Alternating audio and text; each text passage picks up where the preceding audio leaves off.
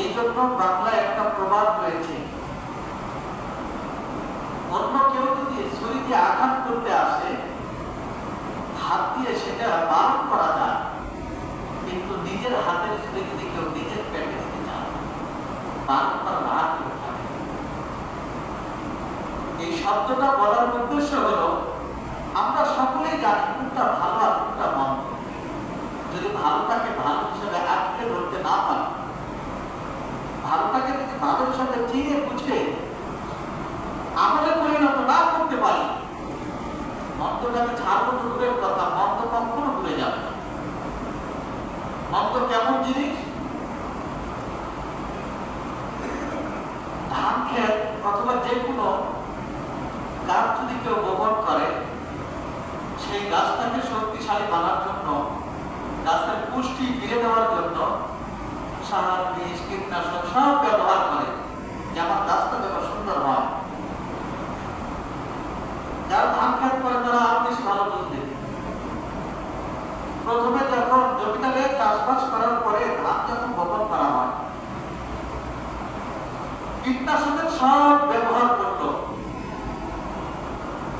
সেই গাছটাকে পুষ্টি দেওয়ার জন্য সার সব ব্যবহার করার পরে আসল গাছ যতটুকু যাবে তার চেয়ে আগাছাই বেশি যাবে।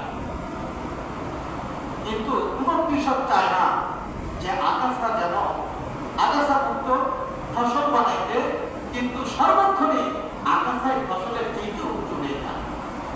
ঠিক তেমনি মানুষ চায় যে আমি সওয়াবের কাজ করব, আমি একজন ভালো মানুষ হয়ে যাব, আমাকে মানুষ যেন চিনলে, আমার পরিচয় পাওয়ার আগেই যেন আমার জন্য প্রশংসা দেয়। কিন্তু প্রত্যেকটা মানুষের পিছনে সর্বক্ষণে ভাবে 24টা ঘন্টা শয়তান ওয়াসওয়াসা দেয়। যেমন ভাবে একটা গাছ বপন করার পরে গাছকে পুষ্টির সাথে বড় করার জন্য কৃষক যেতে ভাবে পালন করা হয়ে যায়, গাছকে বড় করার আগে আগাছা যেমন বড় হয়ে যায়। যে কোনো মানুষ যখন ভালো কাজ একটা করতে চাইবে, ভালো কাজ যখন করতে চাইবে, সেই ভালো কাজটা হওয়ার আগেই শয়তান তাকে নাশ করবে। আগে নবী আলাইহিস সালামের জামানায় যুদ্ধ হয়েছে, আমরা সকলেই জানি। এটা একটা ইতিহাস,